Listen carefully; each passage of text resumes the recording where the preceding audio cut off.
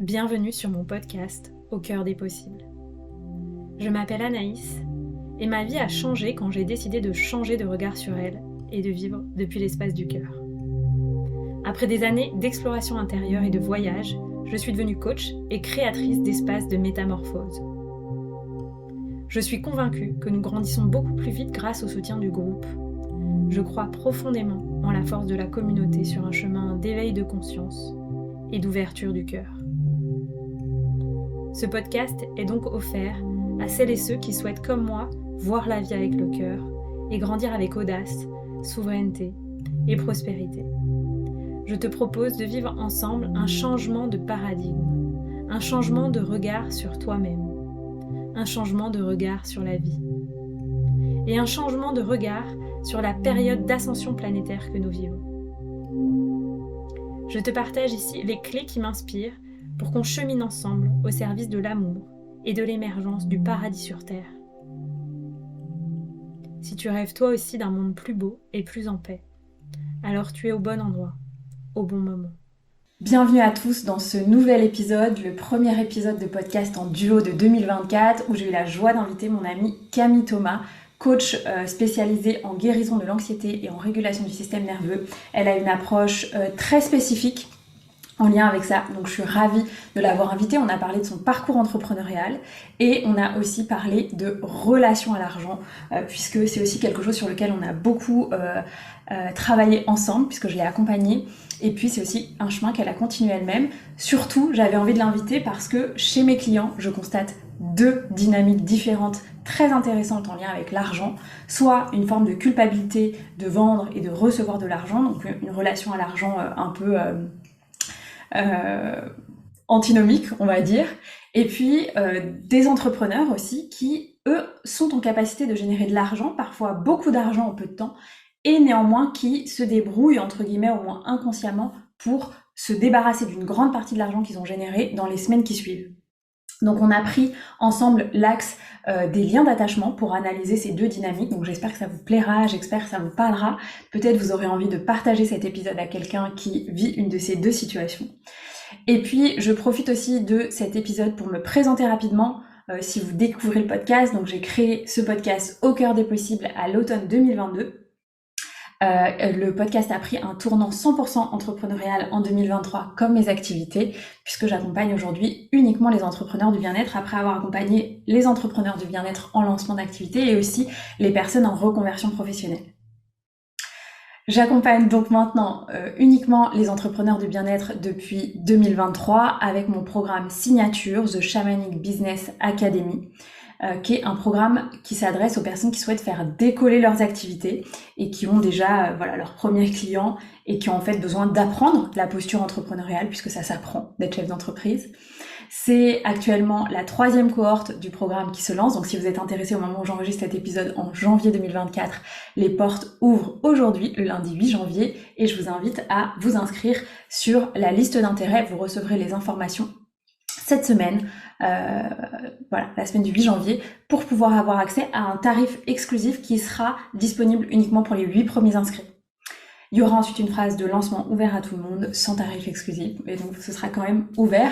Et les inscriptions ferment le 9 février 2024 si vous avez envie de commencer l'année dans votre posture de chef d'entreprise et avec votre activité dans votre business et qu'elle soit différente que l'année 2023, c'est le bon espace pour vous.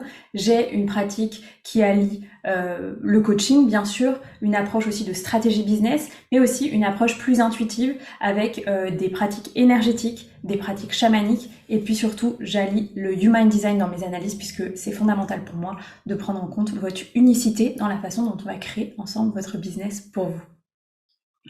Voilà, j'accompagne aussi pour les personnes qui sont intéressées, qui sont à des stades plus avancés de l'entrepreneuriat en individuel, les entrepreneurs donc plus avancés qui souhaitent passer un cap de rentabilité, de visibilité, d'impact dans leur business. Et pour ça, j'ai créé l'accompagnement Level Up. Et donc, vous pouvez également candidater. Actuellement, l'accompagnement est complet, mais je rouvrirai des places au printemps.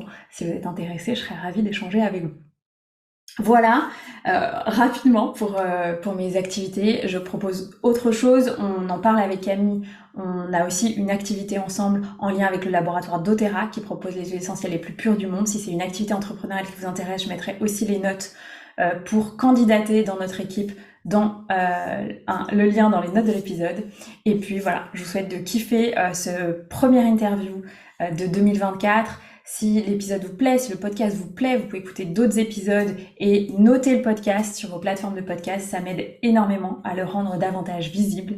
Et puis, j'en profite pour vous souhaiter une merveilleuse année 2024, pleine d'audace, de santé, parce que c'est la fondation de tout, et beaucoup d'amour, de joie, de paix, en fonction de votre signature en Human Design. Et voilà, une année d'expansion qui sera, je pense, une année déterminante pour beaucoup d'entrepreneurs parce que dans la numérologie, cette année 8, c'est vraiment ça, une année d'expansion, une année pour briller, une année pour prendre sa place. Et donc, je vous invite à prendre votre place en 2024. Un grand merci pour votre présence dans la communauté du podcast et je vous souhaite une belle écoute et je vous dis à très bientôt pour un prochain épisode. Bienvenue dans ce nouvel épisode d'Au cœur des possibles où j'ai la joie d'accueillir Camille Thomas que j'ai déjà accueilli au printemps 2023 pour partager notre passion de notre activité doTERRA, qui est une activité autour des huiles essentielles.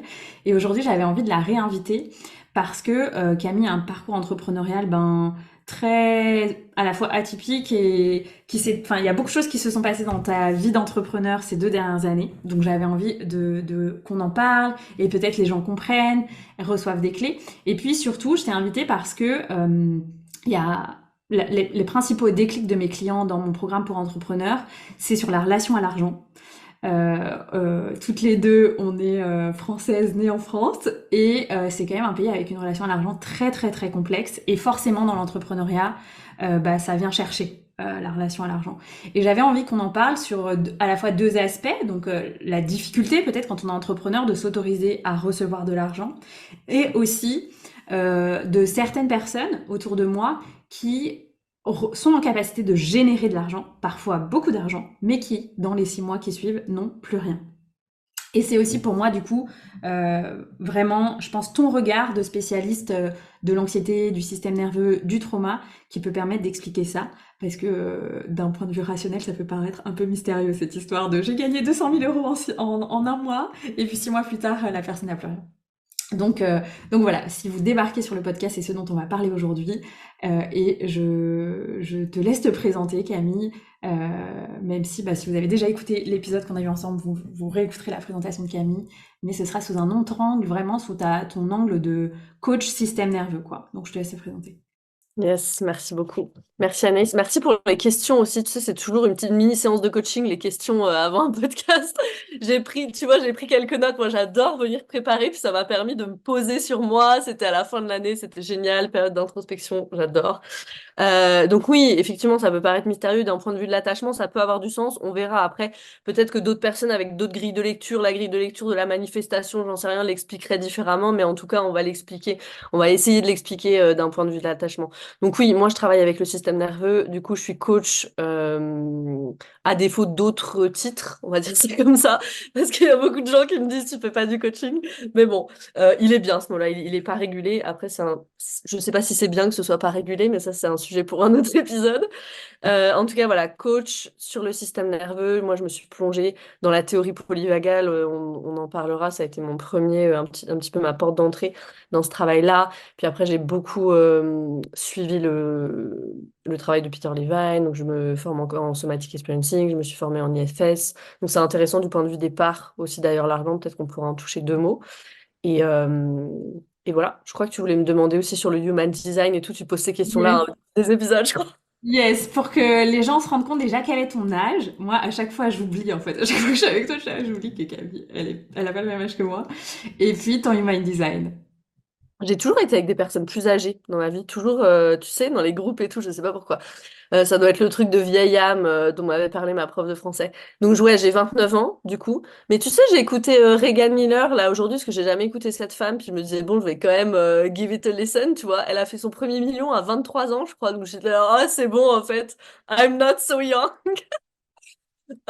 Donc 29 ans et je suis générateur. Tu sais mieux que moi ce que ça veut dire, mais voilà, j'aime manger, en gros. Je suis Yes, générateur, j'ai de l'énergie et j'aime manger. Je travaille ou je mange, voilà. yes. Générateur, et tu es générateur 2-4. Ton autorité, elle est sacrale, je crois, et ton environnement, mais parce que c'est ce qui nous a fait le plus rire dans ton human design, ton environnement, c'est cuisine, parce que Camille, ses endroits préférés, c'est les cafés dans les aéroports.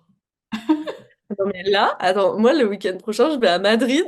Mon mari m'a dit, qu'est-ce que tu vas faire à Madrid? Parce que lui, il y va pour un projet pro. Je lui dis, bah, moi, je vais aller chez Honest Green, je vais être là-bas pendant 3 jours.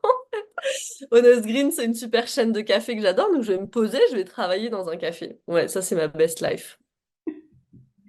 Voilà, donc si vous ne connaissez pas encore l'Human Design, il y a aussi plusieurs épisodes dans le podcast où vous pouvez écouter vraiment des intros. Il y a notamment l'interview avec Pauline et plusieurs autres épisodes où j'en parle si vous avez jamais entendu parler de cet outil qui est un outil de connaissance de soi, tout simplement.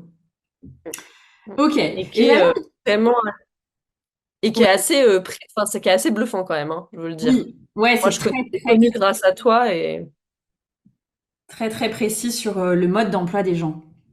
Mm, mm, Passionnant.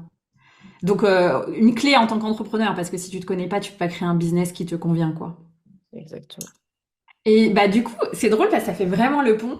C'est une question qu'on ne demande pas souvent aux gens, mais que moi j'adore pour vraiment comprendre comment s'organisent les entrepreneurs et c'est quoi la personnalité et enfin, ouais, comment ils ont construit leur business. Euh, à quoi ressemble une journée dans la vie de Camille? Et c'est vraiment une journée d'ailleurs, je trouve, de générateur et qui te ressemble vraiment aussi dans la façon dont tu as été élevé, dans la façon dont tu as toujours ressenti ton énergie dans ton corps, etc. Donc, à quoi ressemble une journée dans la vie de Camille? C'est intéressant parce que tu l'as vu, parce qu'on était un mois à Lisbonne ensemble, donc c'est intéressant. Euh, je dois dire aussi que ça change pas mal en fonction des saisons. Parce que je vois bien qu'en hiver, par exemple, si on parle juste de se lever, tu vois, je me lève carrément avec la lumière du soleil, moi. Donc en hiver, ici, moi, je suis en Slovénie, avant 7h45, j'ai vraiment du mal à sortir, quoi. Je sens vraiment ça, versus le reste de l'année, bim, bim, bim, on sort, on y va. En 10 minutes, on est sorti du lit, on est sur le tapis de yoga, on est déjà en mouvement, let's go. Donc, j'ai pas une routine matinale en mode Miracle Morning et tout, hein. Moi, je dis souvent, après ça va être peut-être un peu... La meilleure routine matinale, c'est pouvoir prendre son thé ou son café et être en 15 minutes devant l'ordi, tu vois. C'est le truc le plus efficace du monde en termes d'entrepreneur. C'est peut-être pas le plus efficace pour toi, mais bon, ça m'arrive souvent, ça. Je dois avouer, je dois reconnaître ça, que ça m'arrive souvent. Surtout en hiver où je me lève un peu plus tard, puis j'aime bien, genre, get things done in the morning, donc faire les choses le matin, donc du coup, très vite, je peux être sur l'ordi. Après, un matin où je vais avoir plus le temps, si j'ai mon heure et demie le matin, c'est vraiment, je petit déjeune, donc je mange, hein, premier truc. Premier truc, je mange salé, très protéiné, donc je mange des œufs le matin et des légumes. Ça, c'est depuis un an. Et puis après, je pars me balader avec Alma et mon mari, donc avec mon chien. Du coup, on fait, je sais pas, 20 minutes, une demi-heure, une marche dans la forêt quand on est ici en Slovénie. Et puis après, on revient, on se met sur nos ordis, bim, bim, bim, jusqu'au déjeuner. L'un de nous deux cuisine, on mange. C'est important pour nous de manger ensemble. Ça, par contre, c'est vraiment un truc, t'as vu, c'est vraiment un truc qu'on sacrifie pas, quoi, de manger ensemble et de cuisiner. Genre, on mange pas. À Lisbonne, on a un peu moins cuisiné, mais ici en Slovénie, on est au milieu de nulle part, donc on n'a pas le choix que de cuisiner et on cuisine, quoi. On va jamais manger sur le pouce. Il y a aucun repas sur le pouce. Même le petit-déj, il est cuisiné. Ça, c'est un gros truc. Et après, généralement, petite pause et je m'y remets. Moi, je bosse très mal. Enfin, c'est pas du tout mes heures productives, genre 14h, 16h, c'est l'horreur. Pour moi, je crois qu'en Ayurveda, c'est un moment vata. Moi, je suis genre pas du tout concentrée. Enfin, c'est l'horreur. Donc, j'essaye de caler les trucs plus muscle work, tu vois, à cet endroit-là, les mails, les trucs un peu où je me mets en mode automatique. Et puis après, j'ai un deuxième élan vers 16-18 heures, mais il faut pas m'en demander trop plus. Les seuls trucs que je peux faire le soir, c'est vraiment mes masterclass d'Otera où tu pourrais me réveiller en plein milieu de la nuit et me dire fais ta masterclass et je pourrais la faire par cœur tellement je les ai faites. Mais voilà, et puis après voilà, souvent le soir, on va regarder une demi-heure d'une petite série juste pour déconnecter et on va se coucher. On n'est pas et on se couche pas trop tard en vrai. Je sais pas, 23 heures max. Mm. Yes, ouais, très intéressant. Toi, voilà, tu fais vraiment partie des gens qui se lèvent tôt le matin, qui n'ont pas de la difficulté à se lever le matin, sauf peut-être un petit peu en hiver. Et vraiment, tu as ton énergie qui est là dès le matin. Moi, c'est ça qui m'a le plus impressionné, quoi. J'étais là, waouh, en fait, Camille, elle est opérationnelle en rendez-vous à 8 heures du mat. Alors que moi, même quand j'étais avocate, c'était pas possible, tu vois. J'étais là, non, non, on ne me parle qu'à partir de 10h30. Peut-être, si je suis OK. Ok. Donc voilà, ça pour vous dire que ben du coup, ce qui est génial quand on est entrepreneur ou peut-être même les personnes qui nous écoutent qui seraient salariées en télétravail, ben faites de votre mieux pour vous créer une journée qui vous ressemble. Et Et après, peut-être que ce que je veux dire, c'est que c'est pas très glamour. Enfin, il y a un truc de... Tu vois, je suis pas partie sans cesse ou les 3 dernières années qui ont été vraiment dédiées à construire mon business. ça a été ça mes journées. Enfin, tu vois. Et parfois même la journée du samedi, elle ressemblait à ça. Donc on va en parler, mais il y a un truc très de régularité, tu vois. Et tu disais en fonction de comment tu as été élevé, moi j'ai été élevée très, très, il n'y a pas beaucoup de place pour le plaisir et tout. Et parfois je le vois ça dans mes semaines, tu vois. Il y a des moments dans la semaine où je dis, ah, j'en ai marre, il faut que je mette du plaisir, tu vois. Parce Yes. que Et tu sais, en même temps, je trouve que tu as quand même une pause.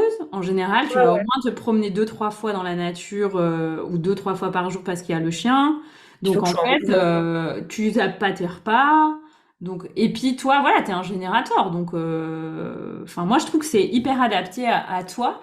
Moi, ce qui m'avait marqué, c'est que tu disais, ben, moi, j'ai fait, ça t'est arrivé de faire quelques semaines d'école enfant en Allemagne. Et ça te correspondait vraiment. C'est là où tu as réalisé que le rythme hyper tôt le matin et fin à 13 ou 14 heures, c'est parfait pour toi. Exactement. Ah ben moi, de toute façon, ce que je veux manifester dans ma vie, c'est max à 15 heures avoir terminé de travailler. Et ne plus rien avoir le soir, enfin fini, tu vois, le big work, je le fais vraiment de 8 à 15 quoi. Alors que moi, je me disais hier, je me disais, ben moi, en fait, le top, ce serait 15h, 18h30, quoi. Voilà, c'est tout. Donc, hyper différent, mais ok. Ouais. Good. Est-ce que avant du coup d'aller un peu plus loin, peut-être sur tu vois le futur, la vision que tu peux avoir et le sujet vraiment du podcast sur la relation à l'argent, tu veux nous partager un peu en succinct, parce que si vous êtes intéressé sur plus de détails sur le parcours de Camille, il y a un épisode qui va sortir sur son podcast qui s'appelle Pas de soucis, fin du mois de janvier, pour les 2 ans du podcast, où je l'ai interviewé vraiment en profondeur sur son parcours, etc. Mais est-ce que rapidement, pour que les gens comprennent, bah déjà, quand est-ce que tu as créé ton entreprise de coaching? À un moment aussi, tu as pivoté en termes de cibles et de clients. Mm. Et aussi, donc à ce moment-là, on s'était déjà rencontrés, mais avant, quelle avait été ta vie professionnelle, qui était d'ailleurs déjà dans l'entrepreneuriat, donc pour aussi que les gens se rendent compte que toi, tu as peut-être déjà 7 ans d'entrepreneuriat? Ouais, un truc comme ça. Mm. Yes. Parce que j'ai commencé en master 2 en fait, j'ai créé mon entreprise, j'étais encore à l'université. Moi, depuis la sixième, je voulais être avocate, donc tu vois. Depuis la sixième, je voulais être avocate, je suis partie en études de droit. Premier pivot vers l'entrepreneuriat, je me suis rendu compte justement que biologiquement, en fait, bah, mon rythme biologique, ça correspondait pas du tout à la vie de bureau. Toi, tu peux témoigner, hein. Ah ouais. Les all night long, Ouais. genre, voilà. Faire des all-nighters et tout, c'est pas du tout pour moi, ça, parce que moi, la nuit, je dors, en fait. Je suis pas au bureau. Donc c'était mort. Et puis j'avais de grosses convictions sur l'alimentation végétale, l'environnement et tout ça à ce moment-là. Donc ça m'a vraiment fait pivoter vers l'entrepreneuriat. Donc cette première entreprise dans l'agroalimentaire, du coup, avec des produits sans gluten et vegan. Et puis après, deuxième pivot, où je me suis rendu compte que ça me convenait pas parce qu'il n'y avait pas de contact humain. Tu vois, c'était vraiment que de la logistique et de la vente. Non pas que j'aime pas la vente, aujourd'hui j'adore la vente, mais la vente au service de l'humain quand même, pas de mettre un produit en rayon. C'était trop indirect pour moi. Et puis, moi, j'étais pas sur mon chemin. Tu vois, du coup, il y a plein de trucs qu'on merdouillé dans cette première activité entrepreneuriale. Je me suis endettée, etc. Donc ça, c'est peut-être intéressant dans le cadre de l'épisode à l'argent. Du coup, à ce stade-là, je suis 30 000 € en dette. J'ai quel âge? 18, 5, 23, j'ai un peu moins de 25 25, ans, j'ai 26 ans? 24, 25 ans, voilà, ouais, Ouais, 25 ans, un 24. truc comme ça. Je suis 30 000 € en dette, bourrée d'anxiété, c'est horrible parce que ces dettes, ça me donne une anxiété, mais de ma boule, à me figer presque des jours entiers, enfin, c'était vraiment dur cette période-là. Et je pars en Inde, du coup, dans un dernier élan, en mode on va peut-être relancer la gamme, en mode ayurvédique et tout. Et là-bas, je décide d'arrêter le projet. Je rencontre cette docteure en nutrition holistique, je me forme auprès d'elle et je lance du coup, ça s'est enchaîné, hein, et je lance du coup mon activité. Ça, c'était en 2019. En 2019, parce que c'était avant le Covid, donc Oh, ça va faire 5 ans cette année. Oh my God. Donc c'était en 2019. En 2019. Et du coup, bah, je me lance dans la nutrition holistique. Et là, ma cible, finalement, les gens que je veux aider, c'est les gens qui ont des maladies inflammatoires, des maladies chroniques, parce que moi, j'avais guéri l'eczéma avec ces protocoles de nutrition holistique. Et du coup, pendant les 1 an et demi, presque 2 premières années, ça a été ça.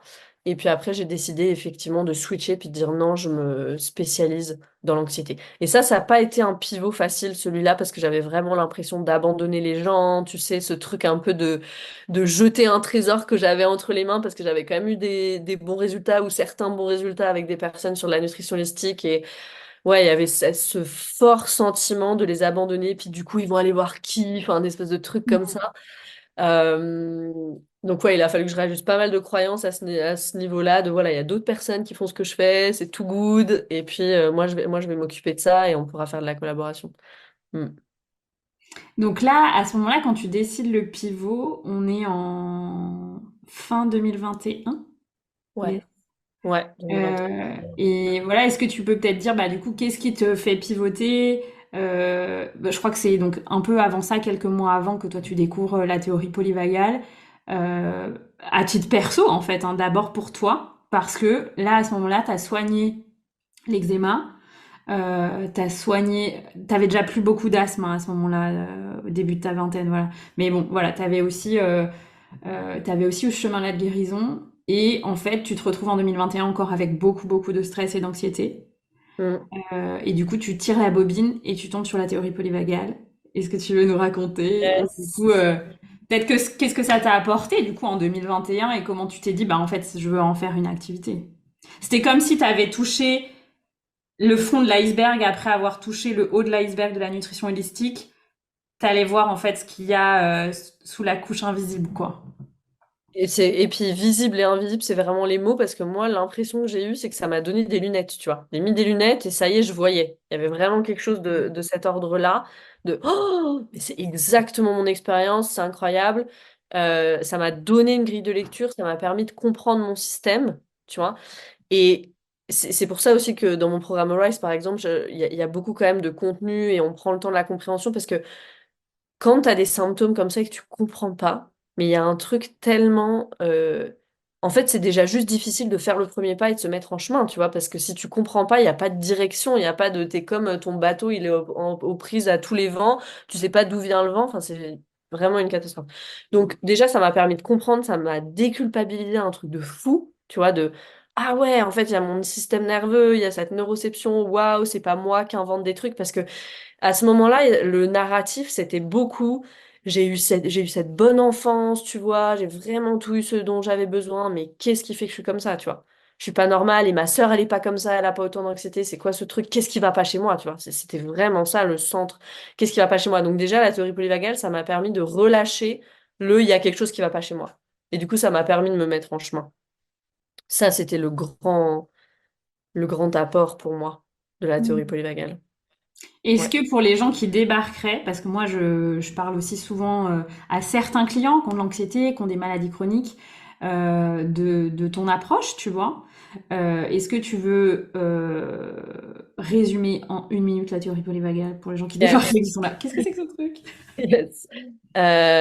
Si vous avez si on vous a déjà parlé du système nerveux, vous savez qu'il y a le sympathique, le versant sympathique et le versant parasympathique. Généralement, quand on fait du sport, on fait du yoga, on nous parle de ça.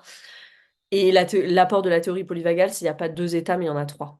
Donc, dans le parasympathique, on redivise encore en deux branches, qui sont la branche ventrale et la branche dorsale. La branche ventrale, c'est vraiment cet état, quand elle est active, c'est cet état de connexion, de sécurité, de résilience, du coup, le contraire de l'anxiété, en gros, cet état de bien-être, si on peut le décrire comme ça, et vraiment, ouais, de résilience. Donc, moi, je dis toujours, ça veut pas dire que tout va bien d'un coup dans ta vie, mais ça veut dire que s'il y a des choses qui arrivent, tu as la résilience de faire face au challenge. Et puis l'autre branche, c'est le dorsal. Elle, c'est une branche qui, elle aussi, ralentit la physiologie, mais qui nous envoie dans une immobilisation où il y a de la peur. C'est pas une bonne immobilisation, c'est vraiment on freine hyper, hyper rapidement la physiologie parce qu'il y a un danger. Ok.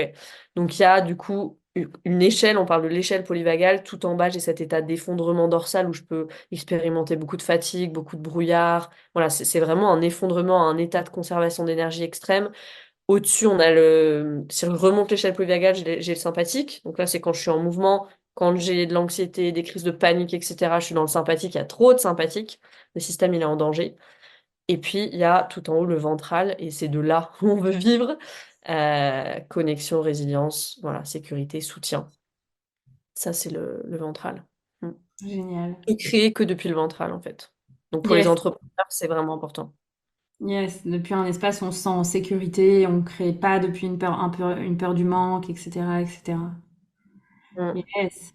Est-ce que, du coup, par rapport à ça, c'est beaucoup une approche qui vient des États-Unis, hein, la théorie polyvagale et les plus grands spécialistes du système nerveux, etc., viennent de là-bas. Est-ce que tu voudrais partager aux gens cette notion de trauma informé, trauma formé? Donc toi, on dirait que tu es trauma formé puisque tu es formé à cette approche, en fait, de la prise en compte du traumatisme dans l'accompagnement et dans le chemin de guérison des gens, notamment par rapport à l'anxiété pour toi. Mais en fait, ça va beaucoup plus loin parce que être trauma formé ou trauma informé, c'est quelque chose où on en parle souvent toutes les deux. C'est une approche que tous les praticiens et tous les accompagnants, tous les profs de yoga, tous les profs de danse, tous les thérapeutes et peut-être même tous les parents, enfin tout le monde en fait, dans une posture d'accompagnement, devrait avoir. Donc, est-ce que tu peux déjà peut-être expliquer aux gens c'est quoi ces deux notions, trauma informé, trauma formé, et dire aux gens aussi c'est quoi toi vraiment ton approche par rapport à ça, euh, l'expertise que tu t'es créée, qu'est-ce qu'elle te permet, qu'est-ce qu'elle permet à tes clients, etc. Mm. Je vais même dire que moi, je suis pas encore complètement trauma formée. Il y a pas de définition du dictionnaire Larousse, il n'y a pas de définition officielle. Pour moi, elle est très simple. La définition, c'est t'as fait les 3 ans de somatic experiencing, t'es trauma formé. Tu les as pas fait, t'es trauma informé. Ok. Mm. Aujourd'hui, sur le marché, la formation au niveau du trauma, c'est la formation de Peter Levine, c'est le travail de Peter Levine avec la formation en somatic experiencing qui dure 3 ans. Parce que, parce que juste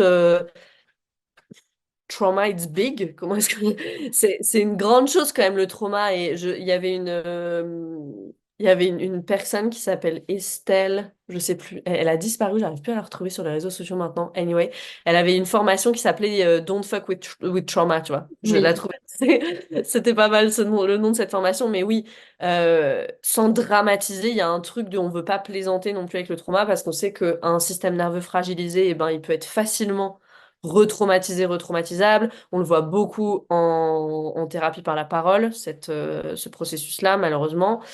Euh, Moi, j'ai plein de personnes qui viennent, qui ont parlé, parlé, parlé pendant des années, et puis c'est presque pire. Je vais peut-être voilà, mettre un coup de pied dans la fourmilière en disant ça, mais je vais le dire quand même. Et donc,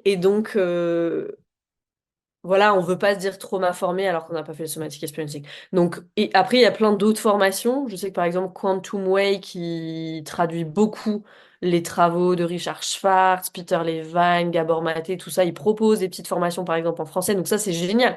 Pour être trauma informé, il faut absolument faire ça. Faites ça. Après, ça veut pas dire qu'on va euh, faire des séances de résolution du trauma. On intègre notre connaissance du trauma dans notre espace. J'en sais rien, tu parlais de la danse. Eh ben, ok, je vais donner vraiment cette liberté de mouvement. Je vais parler en début de séance de la notion de capacité, que chacun respecte sa capacité. Je vais insister pour que les personnes, dès qu'elles sentent un petit malaise, ah, je sais pas, peut-être elles viennent me voir, peut-être elles s'assoient, elles sentent ce qu'il y a à l'intérieur. Je peux amener tout ce que je sais sur le trauma dans ma pratique, mais je vais pas faire des séances de résolution du trauma. C'est juste ça la différence pour moi. Mm. yes. Oui, et du coup, c'est très important ce que tu as dit parce que on en a parlé souvent ensemble. Dans, par exemple, ce qui est jeune, dans certains accompagnements où il n'y a pas du tout de prise en compte du système nerveux, du niveau de stress des gens, de leur vitalité, de leur capacité, eh ben, souvent, les gens repartent avec un système nerveux, entre guillemets, plus dérégulé que celui qui sont arrivés. C'est notamment ce qui se passe dans les jeunes, parce que ça vient beaucoup activer l'énergie de survie, en fait, dans le corps, t'en parleras mieux que moi. Et du coup, moi, j'ai souvent vu des gens, après des jeûnes ou des détox, avec des réveils en fait d'addiction alimentaire très intenses en fait, alors que c'était résolu pour eux depuis plusieurs années. Et donc à chaque fois, moi dans ces cas-là, c'est une discussion que j'ai déjà eue avec des naturopathes et où parfois je n'ai pas eu de réponse de leur part sur ce sujet en fait. Et maintenant je comprends, tu vois, c'est-à-dire que c'était quelque chose que je constatais. Maintenant, je comprends avec l'approche du système nerveux et l'approche trauma informée. Mais ce que toi, tu veux dire, en fait, pourquoi ce serait quoi les dangers pour un accompagnant, en fait, de ne pas intégrer cette approche à sa pratique, c'est-à-dire même juste d'être trop informé et de faire quelques formations voilà en ligne ou et suivre ton podcast et écouter des personnes spécialisées sur ce sujet pour vraiment comme intégrer cette approche en fait qui va bien sûr dans la prise en compte du corps mais dans la vraiment créer des espaces sécurisés, sécurisants, de prendre en compte le consentement chacun, de prendre en compte l'état d'insécurité des gens dans lequel ils arrivent au début d'un accompagnement parce que en général tu demandes à te faire accompagner ou tu vas vers une détox parce que ben il y a quelque part en toi une souffrance très forte qui te fait aller vers ça, tu vois. Donc ça implique aussi du coup une insécurité en général.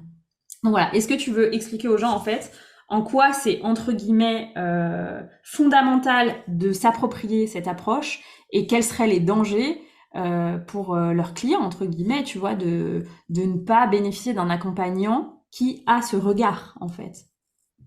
Yes, yes.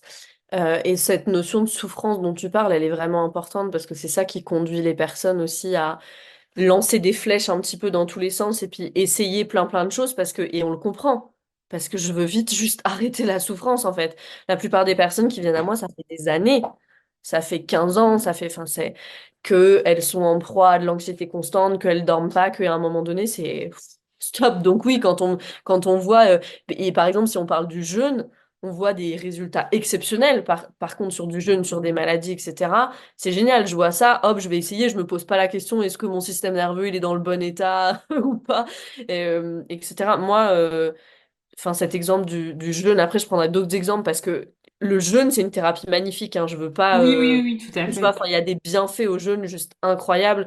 Et ça, je veux que ce soit posé. Par contre, par exemple, ouais, je sais que ma sœur, elle a été faire 2 semaines de jeûne. Elle avait des gros TCA. Ça a tout redéclenché, en fait. Parce qu'on leur a martelé pendant 2 semaines. Il y avait des cours de naturopathie avec le jeûne. Faut pas manger ça, faut pas manger ça. Et ça, c'est pas bon. Et en fait, tu ressortais de là en mode, tu pouvais plus rien manger, plus ou moins, tu vois, à part des graines germées et des légumes. Donc, ça lui a redéclenché tout, ses TCA. Et c'était tellement un stress qu'elle a eu aucun bienfait sur ce pourquoi elle y allait, c'était son endométriose, tu vois. Donc c'est vrai que c'est intéressant de voir ça. Moi, récemment, j'ai fait un jeûne de 3 jours et je vois que ça met encore ma physiologie, vraiment, je sens l'état de survie dans ma physiologie. Donc même sans parler du jeûne, il y a plein de femmes, je crois que je connais pas de femme dans mon entourage qui n'a pas fait un régime à un moment, tu vois. Soit on a complètement enlevé les féculents parce qu'on s'est mis dans la tête que les féculents c'était pas bon. Soit tu vois on sourit parce qu'on l'a fait aussi. Soit on a fait des grosses restrictions caloriques, tu vois. Et qu'est-ce qu'on fait quand on fait ça? Effectivement, c'est ce que tu dis, on met la physiologie en état de survie. Donc là, c'est comment la nutrition, comment la nutrition elle nourrit tes traumas? Littéralement, tu vois, comment la nutrition elle nourrit ton système nerveux dérégulé et l'énergie de survie. Donc ouais, euh, pour moi, j'en parle tout le temps, hein, et du travail somatique et du travail biologique ensemble. Assurez-vous, peut-être faites-vous accompagner sur ce volet-là, mais ouais, assurez-vous qu'il y ait tout dans l'assiette, quoi, les bons gras, les bons sucres lents, pour que la physiologie, elle soit vraiment bien nourrie. Puis sur cette base-là, on peut puis voir des compléments alimentaires. Je sais que nous deux, on prend des compléments alimentaires. Pour moi, c'est hyper important, vraiment qu'il y ait cette nutrition optimale. Puis là-dessus, on peut construire, quoi. Et sur les dangers de pas avoir une pratique trauma informée, tu vois. L'exemple qui me vient là, c'est aussi le breathwork, parce que moi je pratique le breathwork, et on voit tellement de trucs en breathwork, notamment en respiration holotropique, pour pas la nommer, qui est une respiration quand même assez forte, des grosses décompensations. J'en parlais avec mon thérapeute en crânio sacré. C'est rigolo, c'est un homme d'un certain âge maintenant, il est en Italie, je vais le voir, et lui, il a commencé, en fait, il avait des palpitations quand il était jeune, puis il a commencé en fait son chemin un peu dans tout ça, il est infirmier à la base de formation, avec du rebirthing. Mais le rebirthing, vraiment, pendant les années 90, donc un peu le premier rebirth, les premières respirations holotropiques, et il me disait c'était hyper violent. Et aujourd'hui, lui, il est formé en somatic experiencing, c'est comme ça que je l'ai rencontré, il est assistant sur ma formation. Il me disait, Camille, tu pratiques le rebirthing, il me dit, tu fais gaffe en fait. Enfin, ça peut être vraiment, vraiment trop pour un système. Et je lui ai dit, oui, c'est pour ça que moi, voilà, je fais une respiration très, très douce, j'intègre l'ancrage, j'intègre l'orientation au début et tout ça. Mais peut y avoir des fortes décompensations. En fait, ce qui se passe pour l'expliquer, tu vois, c'est une histoire de capacité du système nerveux. Ça veut dire que si j'arrive dans une séance, que ce soit même de danse, je sais pas, de danse intuitive, d'ecstatic dance, où les gens, ils vont me toucher, tu vois, il y a des gens autour de moi, alors que pour moi, déjà, les relations, c'est genre danger, danger, tu vois, c'est too much pour mon système. Même sans parler d'une grosse séance de rebirth, où j'arrive dans une cérémonie d'ayahuasca, j'en sais rien, un truc qui va faire un gros... En fait, quelque chose qui est fait pour augmenter la capacité de mon système d'un coup, tu vois, pour faire de l'espace. En breathwork, on fait de l'espace avec la respiration. En danse, on fait de l'espace parce que juste, on est en mouvement, puis on remet du flow dans le corps, tu vois, mais peut-être que le corps, il n'est pas prêt à accueillir tout ce mouvement, tout ce flow, toute cette connexion, tu vois. Moi, je me souviens de pratiques aussi où on était en connexion, des cercles de femmes et tout, où on se regardait les unes des autres, mais moi, j'étais pas du tout prête à cette connexion. Pour moi, c'était horrible, tu vois, pour mon système. J'arrive là-dedans, donc ma capacité elle est augmentée comme ça d'un coup. J'arrive avec une capacité d'une myrtille, tu vois, qui se transforme en pastèque pendant la pratique. Et puis mon système, il fait quoi? Qu'est-ce que je fais en fait? Je l'envoie dans une grande expansion d'un coup, et le mouvement inverse, c'est quoi? Il se recontracte. Et donc, je suis rentrée avec la capacité d'une myrtille, je ressors avec la capacité d'un raisin sec, tu vois. Parce que, comme un effet de contrebalancier, mon système, il dit, mais j'étais pas du tout prêt à aller dans l'expansion. Ouh là là, je me contracte encore plus, tu vois. Protection, en fait. Juste mode simple de survie et de protection. Donc, du coup, si j'avais fait un peu de travail sur la capacité de mon système nerveux, que j'étais arrivée à la myrtille, bah, je dois recommencer. Je dois recommencer. Parce que c'était trop. Et qu'est-ce que ça fait, ces pratiques-là qui sont trop? Ça mimique le trauma. Parce que le trauma, c'est tout ce qui est trop pour mon système. C'est tous les moments où je suis submergée. Donc ça vient, en fait, et c'est... Tu vois, c'est un peu...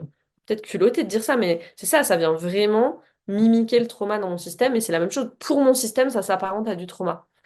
Surtout qu'un système nerveux dérégulé fait pas du tout la différence entre les activations.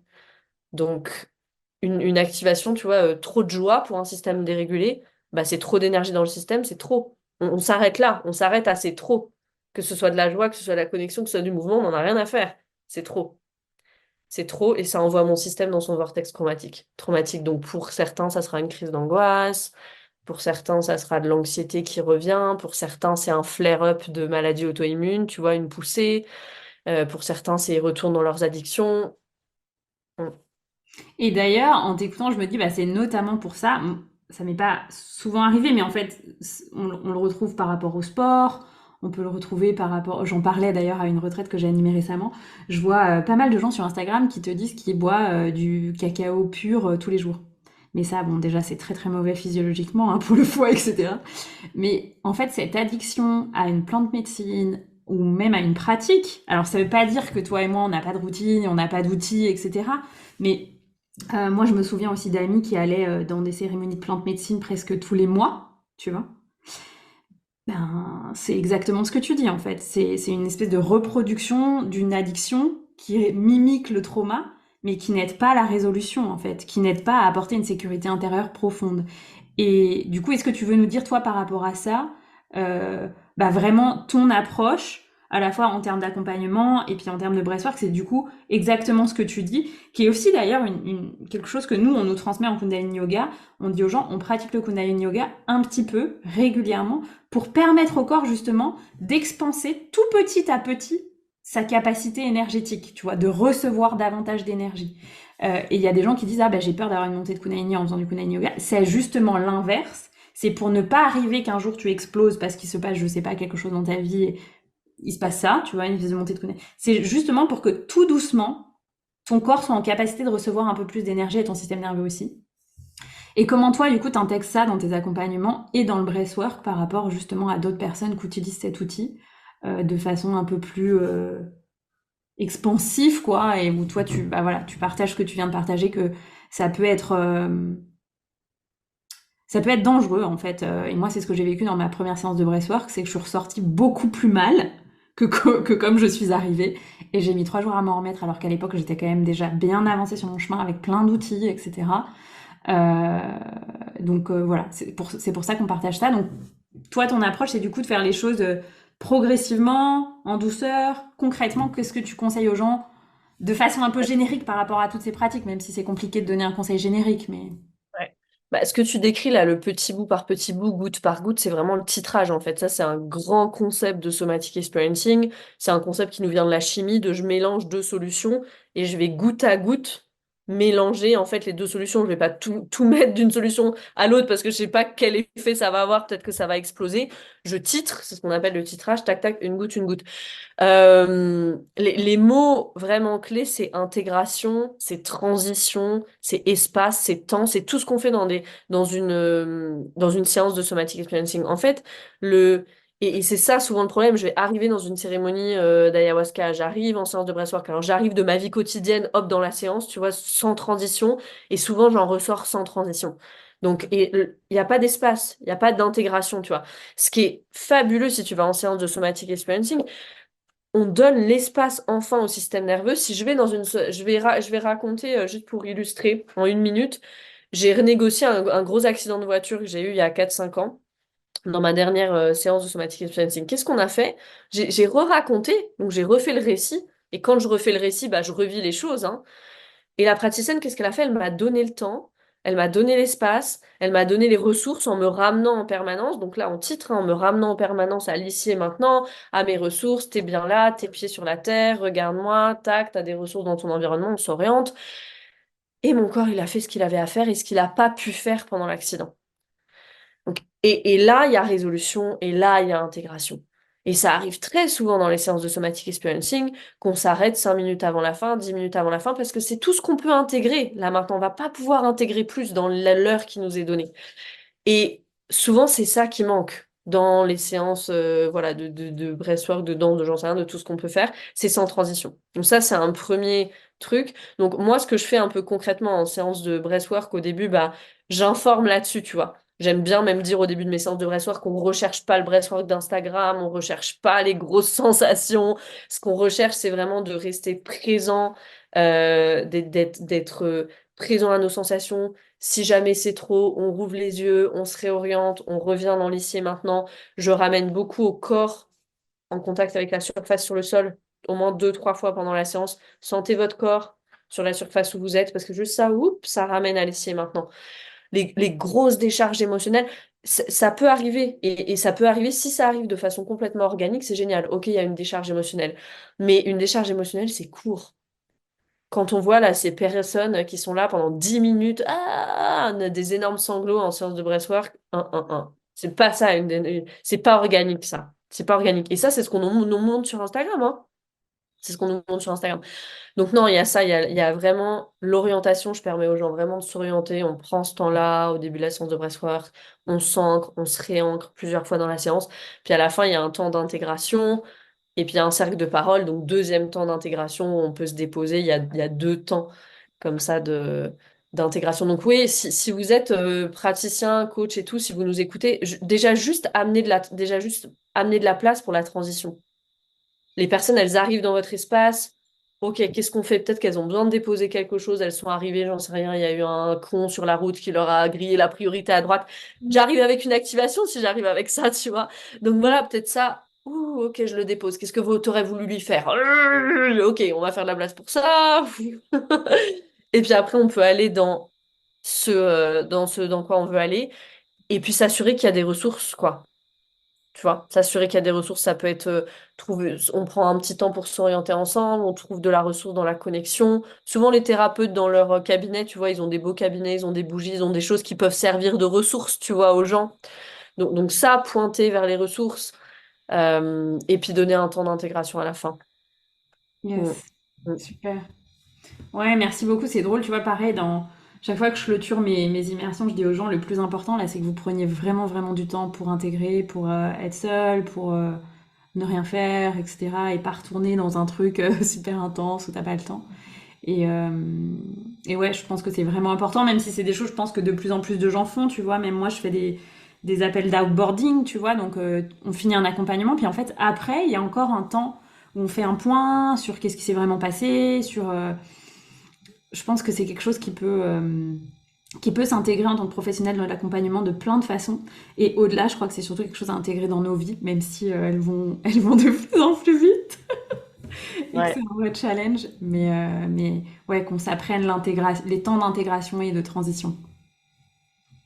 complètement, complètement. Mhm. Yes. Merci.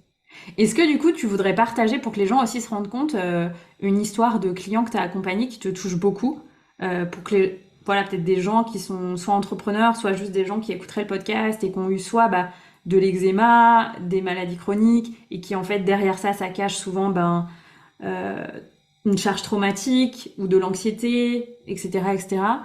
Est-ce qu'il y a une histoire particulière que tu voudrais raconter pour que les gens se rendent compte de l'importance de ce chemin en fait? Yes, yes. Je pense que l'histoire que je vais raconter, c'est l'histoire d'une femme qui est venue à moi dans les débuts de mon accompagnement avec l'anxiété et qui est toujours dans mes séances Rise Alumni, etc. Et elle m'a beaucoup appris à moi aussi. Cette personne, c'est une personne qui est venue avec des choses très lourdes. Voilà, il y avait eu des abus sexuels, enfin, vraiment des choses très lourdes. Et il y a toujours une part de moi qui a su, qui était très alignée sur ouais, c'est ok, je peux l'accompagner. Il y a des parts de moi qui ont douté à certains moments aussi, et je pense que ça serait pas honnête de pas le dire. Je pense que quand on est thérapeute, il y a des parts de nous qui parfois doutent, tu vois, est-ce que je peux apporter quelque chose à cette personne? Voilà. Mais après, c'est le job du thérapeute de voir nos parts et puis de leur demander de la place, et puis après d'aller s'occuper de ces parts-là en dehors des séances, et puis de faire ce travail, pour pouvoir juste revenir dans, et moi j'ai fait ça à plein de moments de juste revenir dans non, non, ok, je me régule moi là, et puis je vais déjà prêter mon système nerveux, et ça, ce sera déjà énorme en fait, de prêter un système nerveux régulé. Mais cette personne, ouais, elle venait avec des choses très très lourdes, justement de l'eczéma, des douleurs, beaucoup de douleurs partout, justement dans la zone du bassin, dans les jambes, énormément de douleurs, plus aucune capacité pour la joie, plus aucun goût à la vie, enfin, des gros doutes sur sa parentalité. Euh, Pendant qu'on était dans notre accompagnement, sa petite fille, voilà, elle a eu l'âge aussi où ça a commencé les abus sexuels à cet âge-là, donc ça a fait retraverser plein de choses et tout. Et cette femme, néanmoins, elle a jamais abandonné. Et ça, je crois, ça a été la plus grosse leçon pour moi. Elle a toujours été là, elle a jamais abandonné, elle a titré, elle faisait ce que je lui proposais, on revenait, on débriefait. Enfin, c'était vraiment cette collaboration et c'était tellement beau. Et aujourd'hui, il y a plein de moments, voilà, où elle m'a envoyé des messages. Ouah, j'ai vraiment ressenti de la joie aujourd'hui, j'ai vraiment profité. Il y a quelque chose de moment d'expansion, tu vois, que maintenant elle vit avec son compagnon aussi dans la connexion, parce que ça, c'était pas facile non plus. Euh, et ouais, ça y est, ça se réouvre, quoi. Et on voit ces moments d'expansion. Et elle est loin d'être encore tout le temps dans l'expansion. Et c'est normal, je crois on n'est pas tous tout le temps dans l'expansion. Mais, mais maintenant, il y a ces espaces qu'il n'y avait plus, en fait. Et ça, c'est incroyable. C'est incroyable. Ouais. Génial. Merci beaucoup. Ouais, ça permet aux gens de se rendre compte de une forme d'espace d'épanouissement, en fait. Je sais pas si on peut appeler ça de bonheur, parce que il y a toujours des hauts et des bas et tout ça, comme tu dis, puis Elle ça reste a, un elle chemin. a osé arrêter un métier qui lui plaisait plus. Enfin, ouais, il y a plein de trucs. Et moi, tu vois, là, on parle d'entrepreneuriat et d'argent. Je suis de plus en plus convaincue qu'à un moment donné, sur le chemin de guérison, on devient entrepreneur. Tu vois, j'ai une amie aussi là qui a fait mon programme Rise et ça faisait mais 2 ans, je pense que je lui disais mais t'es super douée avec la couture, tu dois lancer ton truc et tout, c'est incroyable. Puis non, non, non, à chaque fois. Et là, bon, elle a fait Rise et puis je sais pas si c'est la coïncidence ou quoi, mais à la fin du programme, elle me dit, ah, tiens, je t'envoie mon logo, ça y est, je me lance, tu vas être mon modèle et tout. C'est elle qui m'avait fait ma robe de mariée. Je lui avais dit, je peux faire le cobaye quand tu veux et tout. Et c'est parce que c'est une forme d'expression de soi, en fait. Pour elle, c'est une expression d'elle, la couture. Et là, elle l'amène au monde.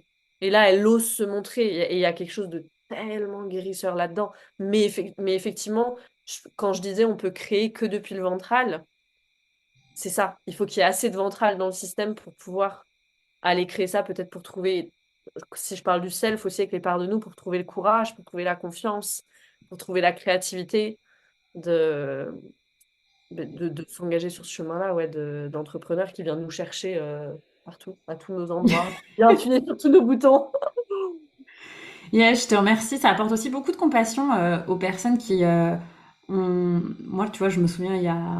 quand j'avais 29 ans, 30 ans, bon, donc il y a plus de 6 ans bientôt, j'avais cet élan déjà de me dire j'aurais envie de faire autre chose, mais j'étais encore avocate et à l'époque, je me sentais pas complètement dans la capacité de m'autoriser, j'avais pas cette sécurité intérieure. Et je connais encore des personnes autour de moi qui me disent, ben, c'est trop insécurisant pour moi, en fait, d'envisager une vie comme la tienne.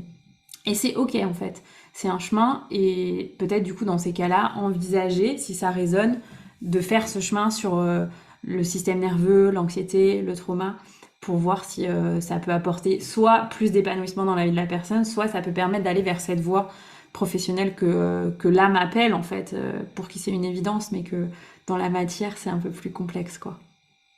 Ouais, et puis, tu vois, pour moi, je le vois vraiment pas comme tout ou rien. Je pense que on peut complètement être entrepreneur en étant employé, en fait. Moi, cette amie-là, en l'occurrence, elle est prof, tu vois? Et elle adore son métier de prof. Elle adore son métier de prof et elle va pas le lâcher. Et à côté, elle a son activité, de couture, quoi, dans lequel, une autre façon pour elle de s'exprimer et ouais, moi, j'adore ça, je trouve ça hyper beau, vraiment hyper beau. Mmh. Génial, trop bien. Bon, alors du coup, après cette longue introduction sur ta pratique, ton approche, etc., on peut aller un peu plus sur la notion d'entrepreneuriat et de relation à l'argent.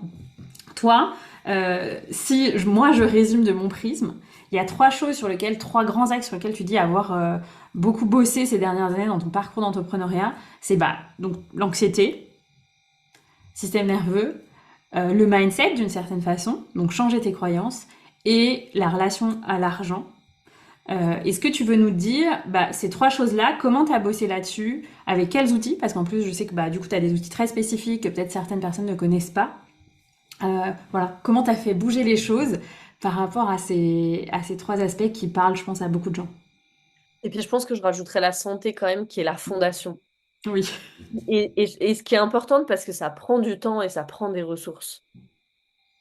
Acheter ton extracteur de jus, faire tes jus de céleri, nanana, parfois t'as pas envie, et ben je le fais quand même, tu vois. Moi, ça a été quand même un vrai travail aussi, ce pilier de la santé. Donc, il y a ça aussi. L'anxiété, du coup, bon, la théorie polyvagale, on en a parlé, tout le travail en somatic experiencing, ça a été vraiment ça hein, pour moi. Le travail en IFS et en somatic experiencing, euh, pour l'anxiété, ça a été ça. Et c'est là où ça croise pour moi avec la santé, en fait. Et la nutrition aussi, ça a été de réintégrer plus de protéines dans mon alimentation, enfin plein de basiques un peu comme ça, mais qui soutiennent tout le travail en somatic experiencing et en IFS. Et je sais qu'on a eu, nous, dans notre communauté de terrain, un témoignage comme ça d'une Hmm. personne qui a fait un accompagnement en somatic experiencing, puis à partir du moment où elle a commencé à prendre certains compléments alimentaires, et ben, tac, ça a commencé vraiment à it began to stick en fait. Ça a commencé à être vraiment intégré en fait ce qui se faisait en thérapie. Donc ça c'est hyper intéressant. Yes, yes. Est-ce que tu veux dire aux gens qui écouteraient, parce que pareil, moi j'en parle de plus en plus, mais c'est encore un outil pas forcément connu de tous. Qu'est-ce que donc somatic experiencing, c'est une technique de thérapie vraiment par le corps, voilà, créée par Peter Levine, qui, pour les gens qui connaisseraient pas, donc Peter Levine, c'est un enfant des survivants de la Shoah, c'est ça? Voilà. Aux États-Unis, il a beaucoup creusé les notions de trauma transgénérationnel, etc. Et il en est venu à créer cette pratique du somatic experiencing pour libérer dans le corps la charge traumatique.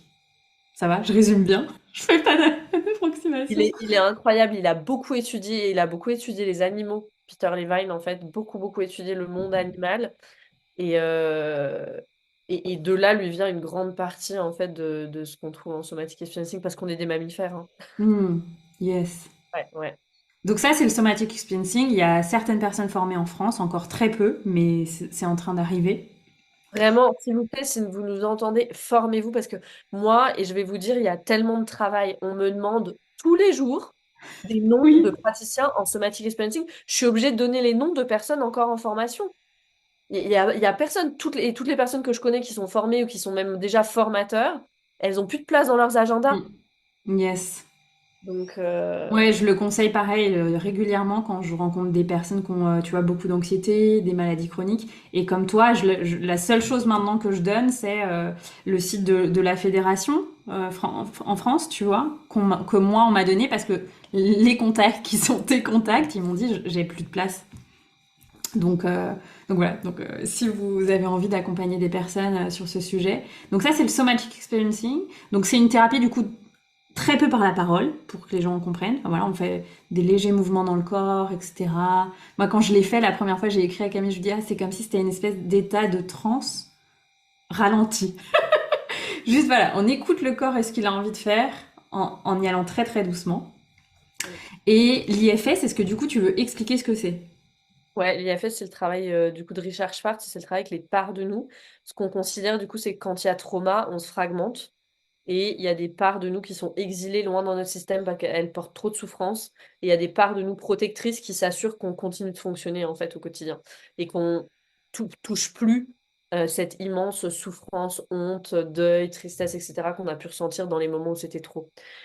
Et donc le travail avec les parts, c'est quoi? C'est de faire le travail avec nos parts protectrices pour qu'elles nous laissent doucement avoir accès à ces parts qui ont été blessées, euh, qu'on puisse aller voilà, les guérir. Et en fait, en IFS, on travaille vraiment avec la mémoire implicite. Ça veut dire qu'on vient un peu comme réécrire l'histoire à l'intérieur de nous. Mais c'est ça, en fait, on vient réécrire l'histoire et c'est une sorte de reprogrammation par le récit euh, de nos parts, parce que nos parts, elles vivent dans notre subconscient, hein.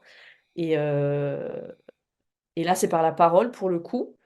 Moi, en fonction en fonction du background du thérapeute, peut y avoir le corps plus ou moins impliqué dans l'IFS, mais c'est une pratique qui est, pour moi, hyper efficace. Enfin, pour moi, c'est ouais, hyper efficace. Et là où c'est très différent, je dis c'est par la parole, mais où c'est très différent de la thérapie par la parole, c'est qu'en IFS, l'attention, elle est portée à l'intérieur de notre système.